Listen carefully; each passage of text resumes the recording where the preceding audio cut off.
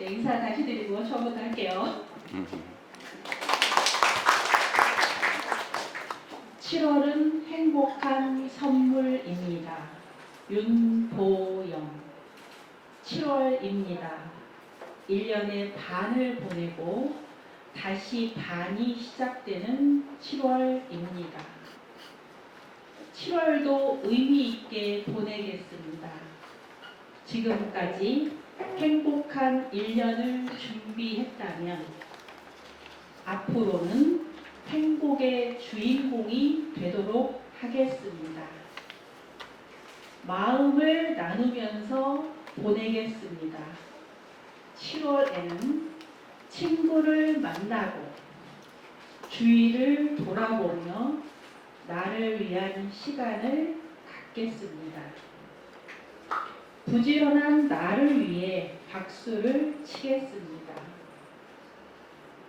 하지만 7월도 사랑이 먼저입니다. 7월 내내 웃으며 보낼 수 있게 내가 나에게 사랑을 선물하겠습니다. 건강한 7월, 웃음 가득한 7월로 만들어 마음 마중 나온 8월을 만나겠습니다. 사랑한다고 내가 먼저 말하겠습니다.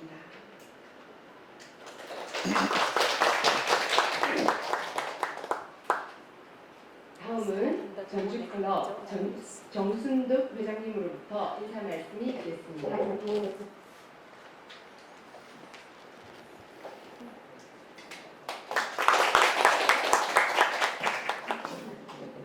안녕하십니까. 정은직 여성 한국연맹 전주클럽 회장 정순득입니다. 요사이 제가 입꼬리가 올라가고 설렘의 시간이 참 많았습니다. 그중 하루가 오늘 가우디를 만나는 그런 날입니다. 가우디를 만나기 위해서 이 구준비를 뚫고 멀리 춘천클럽, 청주클럽, 그리고 우리 이웃인 광주클럽이 함께 해주셨습니다. 또 이 자리에는 저희 전주클럽 회원들이 소중하고 아끼는 지인들도 함께 하셨습니다. 오늘 이 자리가 우리가 여행을 통해서 만났던 가우디, 방송과 책을 통해서 만났던 가우디를 이병기 건축가님을 통해서 다시 한번 마주보는 소중하고 행복한 시간이 되리라 생각됩니다. 이 시간을 위해서 애쓰고 수고해 주신 전주클럽 임원님들 그리고 회원님들께 머리 숙여 감사드립니다. 다시 한번 멀리서 그리고 우리의 행복한 시간을 만들기 위해서 함께 해주신 모든 분들께 감사 인사드립니다. 고맙고 고맙습니다.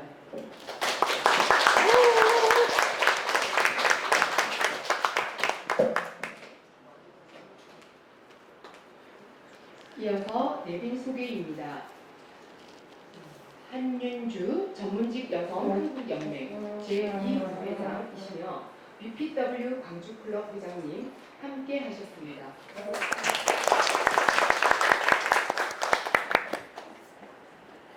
김근수 전문직 여성 한국연맹 감사님 함께 하셨습니다. 신배은 전문직 여성 한국연맹 입법위원장님 함께 하셨습니다. 신효재 BPW 춘천클럽 회장님과 부회장님 함께 하셨습니다.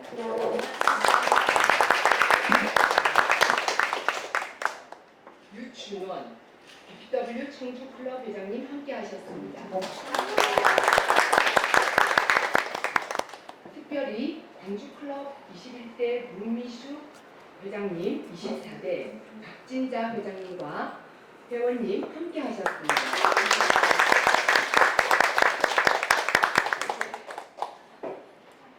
다음은 최가을 재무이사로부터 강사 소개가 있겠습니다.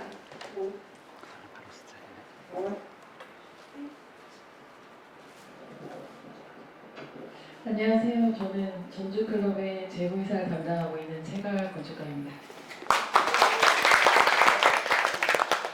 오늘도 이렇게 바쁘신데 또 이 우중에 여기까지 오시느라 너무나 감사드리고 오늘 이 시간이 너무나도 또 좋은 뜻깊은 시간이 되기를 바랍니다. 제가 이명기 건축가님을 간단히 소개를 해드리면 이미 찾아보고 오셔서 다 알고 계시겠지만 제가 건축가님으로부터 받은 소개 내용으로는 2003년부터 2012년까지 스페인에 거주하시면서 가우디의 모교인 바르셀로나 공과대학에서 건축을 공부하시고요. 그리고 가우디가 사랑했던 도시와 건축을 가까이에서 보고 경험하면서 그의 건축에 관심을 가지게 되시고 2014년에 가우디가 남긴 유일한 기록물인 그의 젊은 시절 노트를 처음 번역하면서 2015년에 최초의 가우디 전기 가우디 1928을 출판 번역하셨습니다.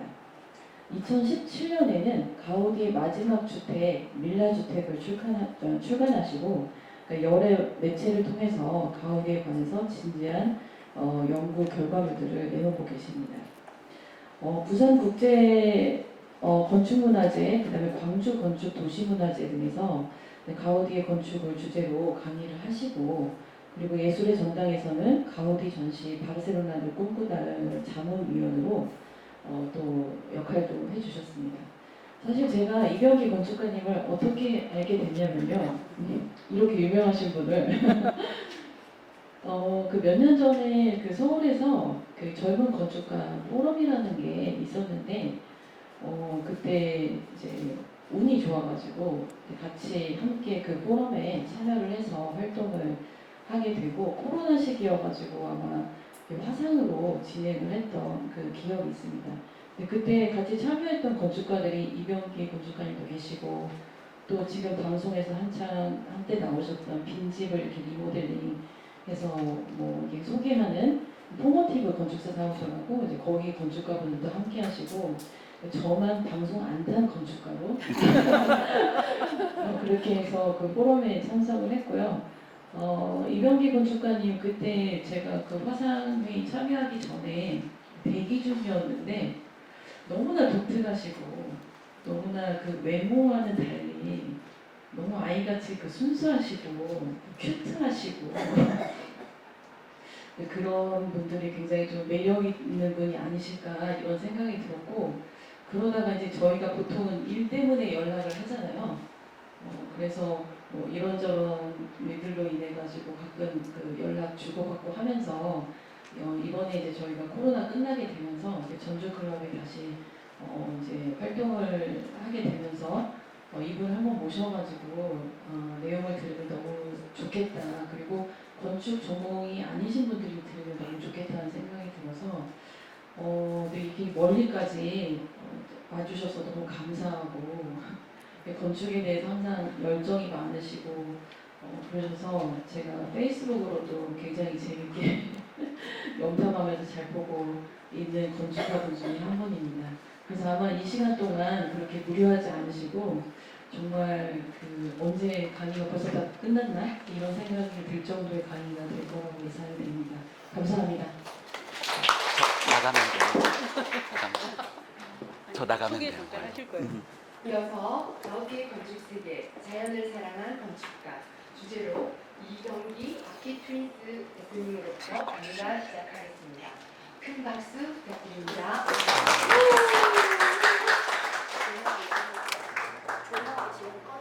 네. 저 이거 조금 치울게요.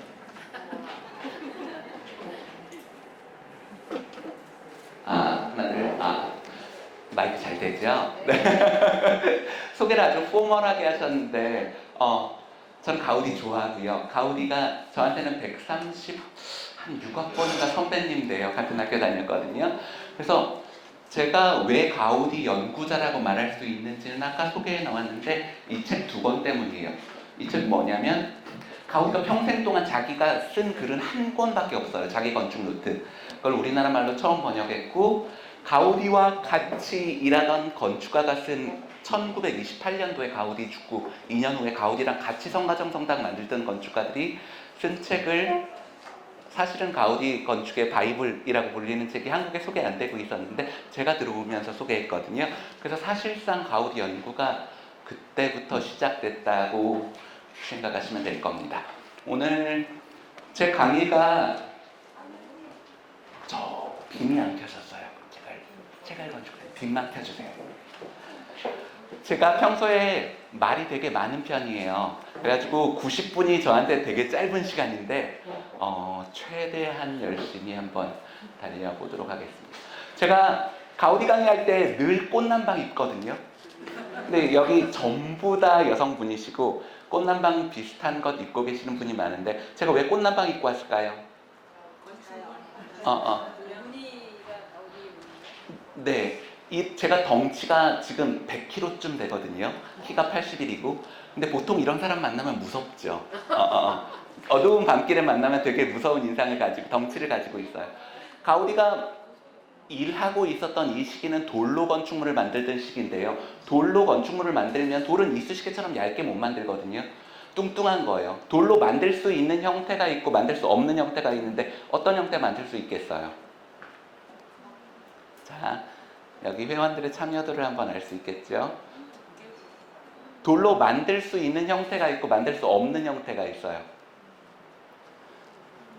말씀하시는 분 없으면 정순득 회장님 계속 답하셔야 돼요. 자, 이렇게 돌은 모래성을 쌓는다 생각해 보세요. 돌탑을 쌓는다 생각해 보세요. 이런 모양으로 만들 수 있어요. 그런데 이런 모양으로는 못 만들어요. 그러니까 하고 싶은 이야기는 머리보다 몸통이 몸통보다 다리가 튼튼한 형태로만 만들 수 있어요. 그래서 돌로 만드는 모든 건축물은 제가 이 강의 끝까지 계속 반복해서 말할 텐데 중력적인 구조물이에요. 사람으로 치자면 이렇게 써 있는 거죠. 굉장히 안정적인 형태밖에 못 만들어요. 근데 이렇게 덩치가 크고 안정적인 코끼리 같은 걸 보면 이게 잽싸게 움직이거나 막 역동적일 거라고 상상하기 어렵잖아요. 그 돌밖에 건물 만들 재료가 없는데 돌로 만든 건축물에 어떻게 오늘날의 생명력과 활기를 담아볼까가 오늘 강의의 핵심이에요. 저도 그런 감각을 담아볼까 해서 꽃남방을 입고 나온 거고요. 훨씬 가볍고 경쾌하게 느껴져요, 사람이. 여기서 한 발 더 나가면 반짝이를 입고 와야지 되는데 제가 그거 아무리 찾으려고 해도 제 사이즈에 맞는 거 반짝이는 없더라고요. 여성복까지 찾아봤어요. 근데 저한테 맞는 반짝이가 없어서 반짝이는 것, 색채가 화려한 것 이런 것들은 사람을 밝고 경쾌하게 만들죠. 정반대쪽에 있는 것이 뭐냐면 우리가 제일 무겁고 진중해야 될 때가 언제일까요? 장례식. 장례식에 갈 때는 채색이 전혀 되어 있지 않은 검은색 위주로 있죠. 왜냐하면 사람이 차분해지고 무겁게 보이고 진지하고 무겁게 경쾌하다 할 때 경자는 가벼울 경자잖아요. 오늘 이 강의가 끝날 때까지 하려고 하는 내용을 다 정리한 거예요. 건축을 전공하지 않으신 분들이 많을 거라서 전체적인 내용의 오리엔테이션을 드린 건데 그렇게 이해하시면 되겠습니다. 자, 그럼 한번 얘기 시작해 볼까요? 가우디가 초기에 74세를 살았는데 30대에 한 초기의 대표작은 구엘 저택이에요. 돌멩이로 만들어서 튼튼하게 보이지만 사실은 되게 이상한 돌건물이에요. 왜냐하면 이 돌건물을 안정감 있게 만들려면 이 모퉁이를 뚫지 않거든요. 모퉁이를 뚫는 순간 이 건물을 이루는 이 모서리가 그냥 뚫려버리기 때문에 이 박스가 열려버리기 때문에 안정감을 주려는 건축가들은 이렇게 문을 만들지 않아요. 어떤 의미에서 되게 근대적인 방식이에요. 왜냐하면 이게 3층, 4층 높이의 살롱인데 위에 높이가 무겁게 누른다고 생각해 보세요.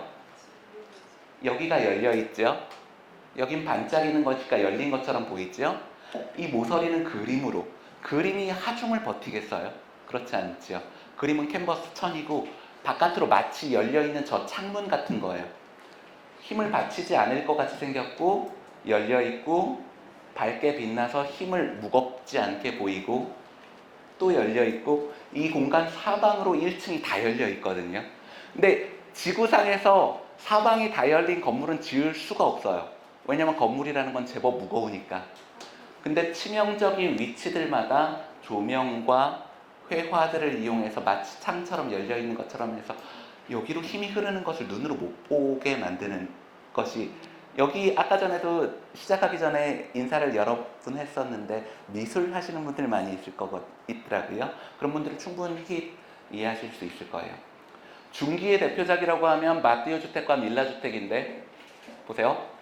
이 그림을 보자면 여기 있는 이 선들이 그려지다가 호련히 공중에서 사라지죠. 그리고 마치 돌고 있는 것처럼 역동감을 갖고 있는 거예요. 중력이라는 것은, 벽이라는 것은 무엇을 받치는 것이고 천정은 받쳐지는 거죠. 그것의 관계는 이런 데서 오면 명쾌해요. 아, 기둥이 있고 천정이 있는데 여기에서 힘을 받치고 있구나, 이런 느낌을 주는 거죠. 근데 이 건물을 보세요. 올라가다가 받치는 벽과 받쳐지는 천장 사이에 구분이 없거든요. 그러면 어디까지가 받쳐지는 거고 어디까지가 받치는 것인지 그 구분이 없어져요. 그래서 이 공간을 어떻게, 제가 더 쉽게 한번 이야기해 볼게요. 제가 집에 가서 오늘 강의를 했던 이 공간을 12개의 선분으로 그릴 수 있어요. 이렇게 하나, 둘, 셋, 넷, 다섯, 여섯, 일곱, 여덟, 아홉, 열. 여기 제가 서 있었다고 이렇게 이 선분으로 그려져요. 이 공간은. 이 선분이 있는 순간 여기 화면에 안 나오네. 이쪽 화면에서 그렸는데 여기는 안 나오네요. 기술적인 문제가 있구나. 이 테두리가 흐릿해진다는 것은 오늘 강의를 통해서 계속 이야기하겠지만 역동감을 가질 수 있게 합니다. 자, 잠깐만 제가 자리 정리할게요. 이쪽 보고 옆으로 고개 돌리신 분들은 90분 동안 그러고 있어야 되거든요. 의자를 좀 틀어주시면 저도 편안할 것 같아요. 왠지 저녁에 집에 갈 때 목에 담이 들을 것 같아서 필기 안 하셔도 되니까 편하게 앉아서 보세요. 여기 그렇게 형식적인 아주 포멀한 모임은 아닌 거죠. 자, 보세요. 기둥에도 기둥머리, 기둥몸통, 기둥다리가 있는데 기둥머리, 기둥몸통, 기둥다리를 다 흔들어 놨죠. 실은 지구상에서 중력은 위에서 아래로 흐르는 건데 이걸 이렇게 꺾어 놓으니까 흐르는 힘이 어떻게 흐르고 있는지도 일부러 헷갈리게 만들려는 겁니다. 결론적으로 그거 다 떠나서 이거 보면 제가 건드리는 것처럼 움직이는 것처럼 보이잖아요. 근데 건물은 돌로 만든 건데 딱딱한 돌 건물이 움직일 수는 없어요. 하지만 움직이지 않는 돌 건물에 움직이는 느낌을 줄 수는 있는 거예요. 동세. 제가 그걸 증명해 볼게요. 저희 어머니 아버지 다 전주분이세요. 네, 제가 제일 좋아하는 동네예요. 이 옆에 오면서 보니까 기전여고 있던데 우리 어머니 기전여고 나왔어요. 기전여고 나오고 전주교대에서 학교 선생님 하셨어요. 하려던 얘기는 어머니 얘기를 하려는 게 아니라 우리 아버지도 전주분이신데 국정원 다니셨어요. 지금은 그만두셨으니까. 어렸을 때 사진 찍으라고 야 똑바로 좀 서봐. 군인보다 더 무서워요. 자, 사진을 찍을 때, 왜냐면 어렸을 때 사진이라는 게 흔한 게 아니라서 이렇게 장난치면서 야 똑바로 서봐. 1년에 한 번 가족 사진 찍는데. 자, 보세요. 이렇게 사진을 찍었단 말이에요. 제가 초등학교 때. 근데 지금 중학교 다니는 제 딸아이는 건축 예술을 배우지 않아도 기본 자세가 이거예요. 이 자세 어떻게 되는지 보세요. 다리 짝다리 짚었죠. 한쪽 다리는 마이크 때문에 불편한데 한쪽 다리는 옆에 올리고 한쪽 다리 이렇게 하면 대칭이 깨졌잖아요. 이렇게 하면 목에 뜨득 소리 들으셨어요? 고개 하면 머리도 대칭이 깨졌고 이게 어떻게 하면 끝나냐면 이렇게 해야지 끝나요. 머리부터 발끝까지 대칭을 다 흐트러뜨리는 거예요. 근데 사진을 생각해 보세요. 사진은 원래 2차원 캔버스에 고정되어 있는 상태거든요. 사진은 원래 움직이지 않아요. 하지만 내가 이렇게 사진을 찍을 때랑 이렇게 사진을 찍을 때랑은 동세가 담긴 거예요. 이 고정되어 있는 이 사진에 더 동세를 더 담으려면 어떻게 되냐면 한국 분들 굉장히 좋아하는 거 제가 한번 해볼게요. 그 파르테논, 사그라다 파밀리아 어디 가든지 한국 분들 요즘에 가족 사진 찍으면 야 잠깐 기다려봐. 야. 제가 그 상태로 있을 수가 없어서 그런데 내 발이 다 떠 있다 생각해 보세요. 이 사람은 이 상태로 0.001초도 고정될 수 없어요. 옛날 사람들이 이걸 몰랐냐면 알아요. 근데 옛날 사람들은 이렇게 사진 찍지 않아요. 왜냐하면 그건 경망스러운 것이고 잠깐 있다가 가는 것이 우리가 무슨 예술로 기념할 만한 감각이 아닌 거예요. 잠깐 있다 가는 건데. 그런데 오늘날의 사람들은 그것의 아름다움을 느끼니까 그렇게 사진을 찍는 거죠. 그 순간에만 존재할 수 있는 찰나의 감각을 굉장히 사랑하는 거예요. 그 건축이, 그런 감각이 가우디에 담겼냐면 오늘 1시간 반 혹은 2시간 동안 가우디 건물을 보면서 그 감각이 담겼다는 이야기를 하려고 하는 거예요. 자, 말기에 가우디가 유일하게 있었던 혈육이 조카딸인데 조카딸이 죽고 나서 15년간은 성가정 성당 작업만 합니다. 그래서 가우디 나이 60 넘어서의 작업은 성가정 성당으로만 볼 수 있어요. 구엘 공원, 우리 관광객들 가면 제일 가우디를 아이콘처럼 대표하는 건물이고요. 거기에 여기 가서 사진들 다 찍으시죠. 여기 손 이렇게 넣고 물 나오는 도마뱀. 근데 오늘 제 강의는 이런 데 초점이 맞춰져 있지 않아서 마지막으로 보여드리는 거예요. 오늘 강의는 어떤 데에 초점이 맞춰 있냐면 가우디의 건축을 이해할 수 있게 하는 데에 초점이 맞춰져 있어요. 근데 이렇게 얘기하면 그 건축을 제가 실제로 들은 얘기예요. 서울 과학기술대학교에 갔는데 건축과에서 특강 한 200명 앉아 있는데 가우디 강의하러 왔다 그러니까 걔가 그래요. 아이 선생님 무슨 가우디 건축을 공부를 해요. 이건 느끼는 거지. 근데 그 말이 사실인가 제가 한번 이야기해 보려는 거예요. 가우디를 이해하려면 이 시대가 어떤 시대고 왜 움직이는 걸 더 좋아하지? 경망스러운 거 왜 더 좋아하지? 이것에 대한 이야기로 아마 이 시간을 끝내게 될 겁니다. 평생 동안 건축가들이 늘 그랬냐면 아니에요. 1830년대에 독일어권에서 제일 유명한 건축가 중에 한 명이 레오 폰 클렌제인데 이 건축가의 조각박물관, 뮌헨 조각박물관인데 이게 그 시대를 대표하는 건축물이에요. 가우디 태어나기 직전. 가우디 시절, 가우디 죽고 나서 바로 다음. 가우디가 26년에 죽었는데 이게 30년 건물이거든요. 가우디가 50년에 태어났는데 52년, 이게 30년 건물이에요. 그러니까 가우디 전과 가우디 때, 가우디 후에 경향은 전혀 달라요. 전공하시지 않았다고 해도 이걸 사람이라고 생각해 보세요. 사람이라면 어떻게 찍은 사진 같으세요? 완전한 전면성을 가지고 난 움직이지 않아. 나쁜 사진 아니에요. 어떤 사람한테는 굉장히 아름다운 사진일 수 있어요. 어떤 사람한테 아름다운 사진이겠어요? 회장님? 네. 국정원. 좋아요. 어디 가서 얘기하고 다니지 마세요. 은퇴는 하셨지만 얘기하고 다니지 마세요. 자, 육군사관학교 졸업생도 딱 사진 찍으면서 난 지금 내가 갖고 있는 이 굳은 의지, 군인으로서의 결기 절대 변치 않을 거야. 군인들이 졸업하면서 막 이렇게 찍으면 그게 느껴지지 않잖아요. 나쁜 것 아니에요. 근데 취향, 취미라는 것이 있는 거예요. 어떤 사람은 어떤 상황에서는 엄숙한 것이 필요할 때가 있을 테고 그것을 벗어난 여기에 담을 수 없는 역동감을 담으려는 사람들이 있을 테고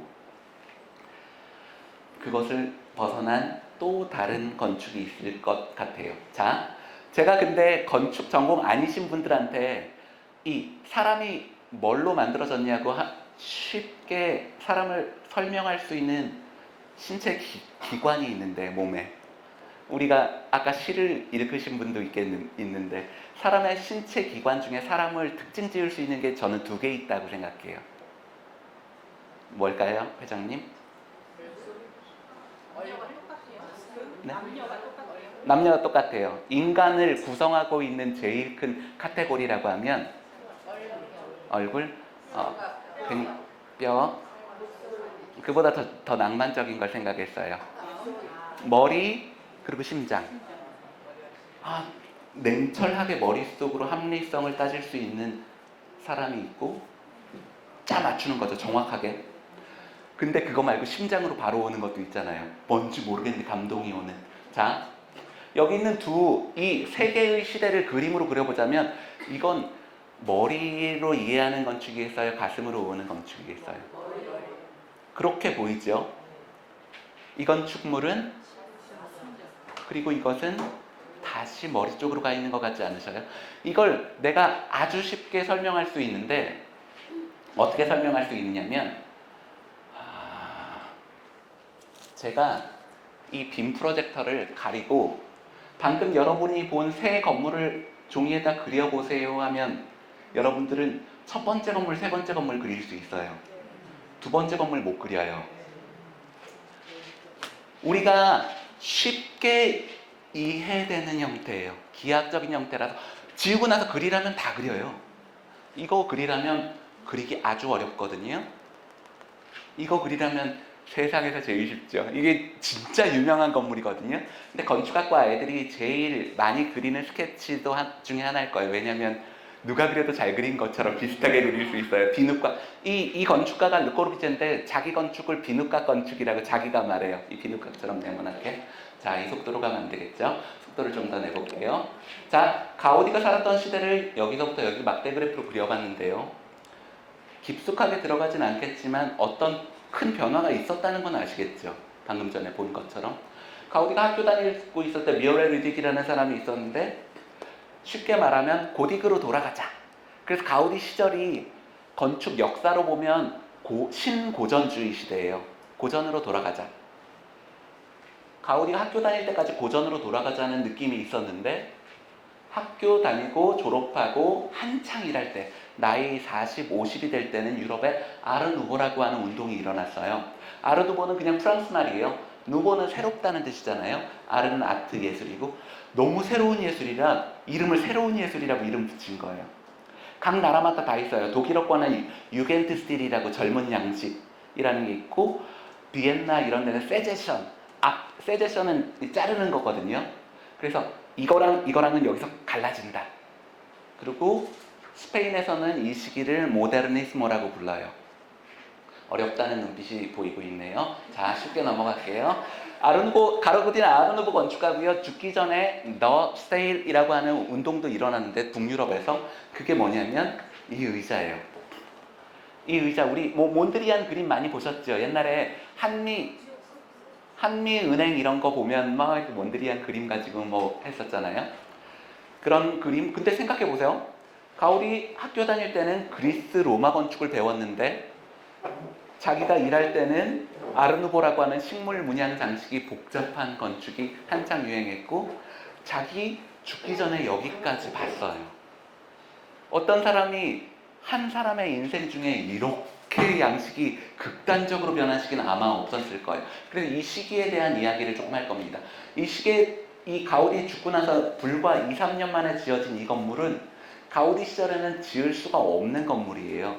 그래서 그거는 요 라인에서 설명이 될 겁니다. 보세요. 철근 콘크리트에 대한 프랑스에서 세계 최초의 특허, 건물이 지어진 게 아니라 특허, 이렇게 하면은 건물을 이렇게 높게 지을 수 있어 하는 특허가 나온 게 54년인데요. 건물이 지어진 건 아니에요. 특허만 신청되고. 최초의 건물이 스페인은 언제 지어졌냐면 가우디 나이 50일 때 밀가루 공장이 처음 지어진 건물이에요. 그러니까 가우디 나이 50까지는 난 철근 콘크리트 싫어서 안 할 거여가 아니라 철근 콘크리트 건물이 스페인에 한 채도 없었어요. 모두 다 돌로 만든 건물. 아까 말씀드렸던 것처럼 머리보다 몸통이 몸통보다 다리가 튼튼한 굉장히 안정적인 구조의 건물밖에 못 짓는 거예요. 그러다 적청왕 의자라는 게 이건데 걱정하지 마세요. 요것 지금 다 설명드릴 거예요. 다 이해하고 가실 수 있을 거예요. 철근 콘크리트로 만들면 아까 말한 돌 건물은 머리보다 몸통보다 다리가 튼튼해요. 해야 돼요. 근데 이 건물 보세요. 이 건물에서 어디가 제일 허약하죠? 다리가 막 이렇게 허약하잖아요. 막 떨리는 것. 이 건물은 위에는 이렇게 볼륨감이 있고 볼륨감이 있는데 여기는 막대기니까. 나는 땅에 고정되어 있지 않아. 이 느낌을 주는 거예요. 보세요. 제가 생각하는 사람 중에 제일 이걸 몸으로 보여주는 사람이 누구냐면 기상캐스터 같은 사람들이에요. 기상캐스터가 내가 기상캐스터라고 생각해 보세요. 기상캐스터가 어떻게 쓰냐면 미스코리아가 어떻게 쓰냐면 다리를 이렇게 모으고 쓰지 않으셔요? 그리고 이렇게 올리잖아요. 내가 이 땅에 내 몸무게를 받칠 수 있는 것을 제일 조그맣게 하면 이 상태예요. 앞에서 봤을 때 이게 벌어지면 안정감이 있거든요. 이건 불안정한 거예요. 불안정하다는 건 다른 말로 하면 변화와 역동에 가까워요. 역동적이죠. 그리고 앞에 안 볼걸요? 이렇게 45도 각도로. 그러니까 하려던 얘기는 땅에 붙어있는 게 작으면 중력 때문에 건물이 공중에 뜰 수는 없어요. 근데 그 면적이 작으면 작을수록 힘이 밑에 안 닿아 있는 것이면 것일수록 어떻게 느껴지냐면 고정되어 있지 않고 떠 있는 것처럼 보이겠죠. 그럼 언제든 움직일 수 있는, 그리고 무척 가볍게 보이는 그런 느낌을 받게 하는 거죠. 이게 근대예요. 자, 이 얘기를 안 했구나. 이 근대의 새로운 생산 체계로 만든 것은 르꼬르비제 미스반데로에는 가우디보다 30년 뒤의 사람이고요. 이 사람은 오늘 깊게 얘기하지 않을 거예요. 왜냐하면 여기하고 여기 30년 차이밖에 안 나는데요. 근데 30년이 중요한 게 아니라 가우디는 돌로 건물을 만드는 맨 마지막 사람이고 이 사람 절대 돌을 안 쓰는 사람이에요. 그러니까 이것과 이것 사이에는 수천 년의 간격이 있다 생각하셔도 돼요. 인류 역사상 구석기 시대 때부터 계속 돌로 집을 짓고 살았다가 집을 돌로 안 짓는 처음 시대가 이 사람이. 그러니까 이 사람과 이 사람은 30년 차이, 제가 지금 40이니까 여기 70인 사람 있을 거예요. 뭐 같은 시대를 사는 사람처럼 보이지만 완전히 다른 시대를 사는 거죠. 왜냐하면 생산 체계가 전혀 다르니까. 자, 하나만 더 이야기하면 가우디 시절을 이해하려는 하나의 그림이 그려지실 거예요. 파블로 피카소 들어보셨어요? 네. 조안 미로, 살바도르 달리 들어보셨어요? 안토니 가우디 들어보셨죠? 안토니 가우디, 파블로 피카소, 살바도르 달리, 조안 미로, 1900년 앞뒤로 전 세계 조형예술하는 사람 중에 제일 유명한 사람 10명 꼽아봐라. 근데 이 사람들 꼽았으면 누가 말도 안 돼 하고 뺄 사람이 있어요. 근데 파블로 피카소, 조안 미로, 살바도르 달리가 상당 부분 겹쳐서 살았죠. 다 카탈루냐 사람이에요. 다 카탈루냐 사람이에요. 그래서 피카소 미술관도 바르셀로나에 있잖아요. 말라가 태생이긴 하지만 미술 학교를 바르셀로나 미술학교에서 처음 다녔어요. 근데 제가 하려는 얘기가 뭐냐면, 전 세계 탑10 예술가 중에 10명 중에 4명을 꼽았는데 그 사람이 다 전라도 사람인 거예요. 이상하죠? 카탈루냐 주의 경계가 인구가 700만, 그러니까 뭐 우리나라의 뭐 전라도, 경상도 이 정도 영역밖에 안 되거든요.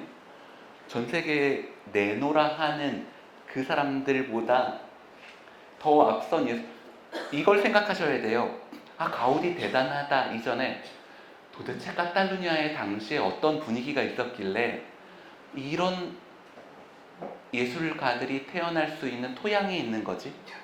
저도 건축가고 최가을 건축가님도 건축가인데 한국 건축이 외국 건축같이 왜 이렇게 못 만들어요? 라고 묻는다면 저는 첫 번째 이유는 문화적인 토양이 없어서 라고 얘기할 수밖에 없어요. 한국에서 건축 그러면 공그리 쳐서 만드는 뭔가 라고 생각하는 거죠. 그것과 질이 굉장히 다른 건축을 한번 오늘 경험해 보시고 가서 생각을 해보세요. 근데 음식도 우리가 어쩔 때는 핫도그도 핫바도 사 먹고 떡볶이도 먹지만 궁중 요리라는 것도 있는 거잖아요. 그죠? 굉장히 정제된 요리를 맛보면 어쩌면 건축이라고 하는 맛을 이제 시작할 수 있는 거죠. 자, 보세요. 파블로 피카소, 조안 미로, 살바도르 달리를 엮을 수 있는 하나의 개념으로 보자면 뭐라고 생각하세요? 역동적인 거 좋아요? 추상적인 거 좋아요? 곡선 좋아요. 다 100점이에요. 자, 근데 제가 여기에서 하나의 단어로 말하자면 일단 고전적인 건 다 아닌 것 같아요. 중력적이지도 않고 안정적이지도 않아요. 중력적이지 않다는 것은 이게 만약에 중력 공간이었으면 바닥, 벽, 천장이 있어야 되거든요. 바닥도 벽도 없어요. 이 중력 공간에서 우리가 위아래를 어떻게 구분하냐면 보세요. 여기 물체가 있는데 햇빛이 우리 실제 세계에서 햇빛이 이렇게 오면 이 아이와 밑에를 구분하는 것은 뭐가 생기죠? 그림자. 그림자가 없으면 무슨 뜻이에요? 그림자가 없는 건 공중에 떠 있는 거예요. 그림자가 없으면 공중에 떠 보여요. 자, 여기 보세요.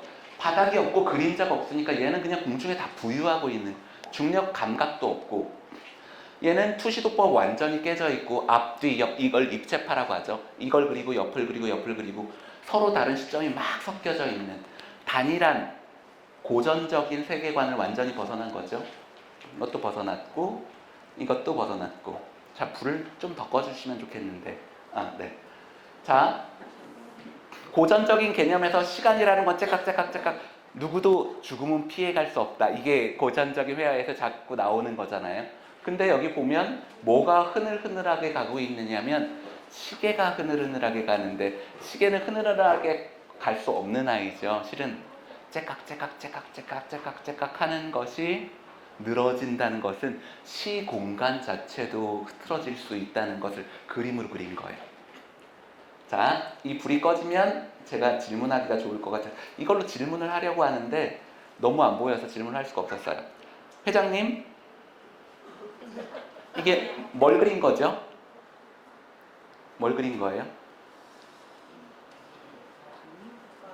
뭘 그린 거죠? 오리팔? 사람 눈처럼 보이기도 하고. 네. 진짜 솔직하게 한번 대답해 보세요. 담요? 제가 원하는 솔직한 대답은 모르겠다였어요. 뭘 그렸는지도 모르겠어요. 그러니까 뭐 대상이 중요한 게 아니죠. 이 느낌이 중요한 거지. 이거 뭐 머리로 이해하려면 내가 이걸 딱 가리고 나서 야, 그래 달리가 그 그림에서 뭘 그렸냐면 말로 설명할 수 있어요? 단어로? 설명할 수 없어요. 말로. 왜냐면 내가 본 게 뭔지 모르겠거든요. 난 그래서 제가 원하는 답은 모르겠다예요. 이건 뭐 그린지 대강 알겠죠? 어린아이고 개고 뭐 여튼 내가 뭘 보고 있는지도 모르겠다는 것은 상당히 현실을 벗어난 것이고 머리를보다는 바로 일로 오는 그런 개념이라고 할 수 있겠죠. 자, 이런 사람들과 가우디가 한 시대에 한 동네에 살았어요. 그 동네는 여러분들한테 친숙한 개념으로 보면 전라도 사람이에요. 저도 엄마 아빠 다 전라도 사람이라 반은 전라도 사람이에요. 자, 이 사람 이름이 안토니 플라시드 이엔 가우디 이 쿠르넷. 이런데 유럽 사람 이름은 뒤에서부터 읽는 게 쉽습니다. 가우디 가문과 쿠르넷 가문이 결혼해서 아이를 낳았는데 그 집에서는 안토니라고 부르는 거예요. 왜냐면 그 집의 모든 멤버가 다 가우디니까. 저를 보고 병기야 부를 수 있는 사람 별로 없잖아요. 이병기 선생님, 아니 이 선생님 보통 이 정도 호칭, 그게 가우디 부르는 건데 왜 그래도 헷갈리지 않느냐면 가우디가 5남매의 막내로 태어났는데 자기 밑으로 자손이 전혀 없어요. 5남매가 가우디를 마지막으로 다 죽었고 유일한 혈육이었던 조카 딸도 죽었어요. 그래서 가우디라고 하는 성을 쓰는 직계 가족은 한 명도 없어요. 어떤 데서 가우디를 강의했더니 가우디가 로마 시대 사람인 줄 아는 사람도 있더라고요. 근데 가우디는 사진이 발명된 이후의 사람이에요. 그러니까 이게 가우디를 건축을 이해하는 핵심적인 내용인데 뭐냐면 가우디가 생각보다 옛날 사람 아니라는 거예요. 그리고 생각보다 요즘 사람도 아니라는 그 애매한 시기를 살았다는 데 있어요. 애매한 시기를. 자, 혼자서 유네스코 세계유산에 하나, 둘, 셋, 넷, 다섯, 여섯, 7개 등재시켰는데 제가 한국에 들어올 때 귀국할 때 2013년도에 찾아보니까 우리나라 5,000년 역사를 다 합쳐서 11개였어요. 이 사람 혼자서 7개니까 난 가우디 별로 관심 없어 라고 내가 관심을 두든 안 두든 상관없이 사실은 굉장한 주목을 받고 있는 우리 시대를 이해하는 데 중요한 주목을 받고 있는 사람이긴 해요. 근데 제가 이걸 왜 가지고 왔냐면 미센스, 고엘, 바티오, 밀라, 성가정, 성당을 제외한 이게 다 가문의 이름이거든요. 가우디처럼. 근데 이 사람들이 어떤 사람들일 것 같으세요? 지금까지 강의를 들어보면 가우디의 그림을 몇 장 봤잖아요. 어떤 사람들이 살바도르 달리, 가우디, 피카소 같은 사람한테 일을 맡길까요?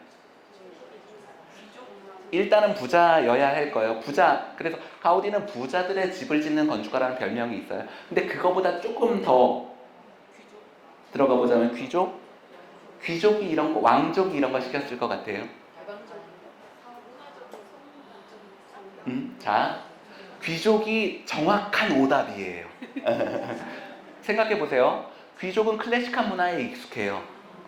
그리고 전통적으로 왔었던 그 에헴 하는 문화가, 이 시기를 시기적으로 봐도 정확하게 한국으로 보면 일제강점기인데, 일제강점기에 양반과 평민이라는 게 있었겠죠. 더 격한 말로 하면 상놈이라는 게 있었겠죠.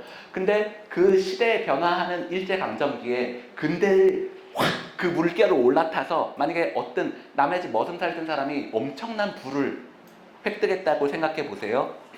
그러면 이 사람이 두루마기 입고 갓 쓰고 양반처럼 하고 다닐까요? 아니죠. 왜냐하면 그러면 진짜 양반들이 저 우리 집 머슴 살던 녀석들이 양반 흉내를 내고 다닌다고 하지 않겠어요? 재미있는 것은 가우디는 부자들의 집을 짓는 건축가인데 미센스, 고엘, 바티오, 밀라 다 자기 공장 가지고 있는 사람이에요. 산업자본가. 산업자본이 시작되는 시기예요. 산업자본이 시작되는 시기. 그 이전에는, 근데 산업자본을 누가 일으키겠어요? 귀족들이 일으켰을까요? 귀족들은 귀족 자비를 어머니한테 물려받고 내려오는 영지가 있는데 나 여기다 기름 묻히기는 싫다. 이런 상황이 전 세계에서 일어난 상황이에요. 그래서 이때의 산업 자본가와 새로운 상업에 종사하던 사람들은 전통적인 귀족들이 아니에요. 이 사람들을 뭐라고 말하냐면 신흥 자본가. 앞에 신흥이라는 말이 붙잖아요. 그래서 이 사람들이 부르주아, 우리가 말하는 부르주아가 되는 거예요.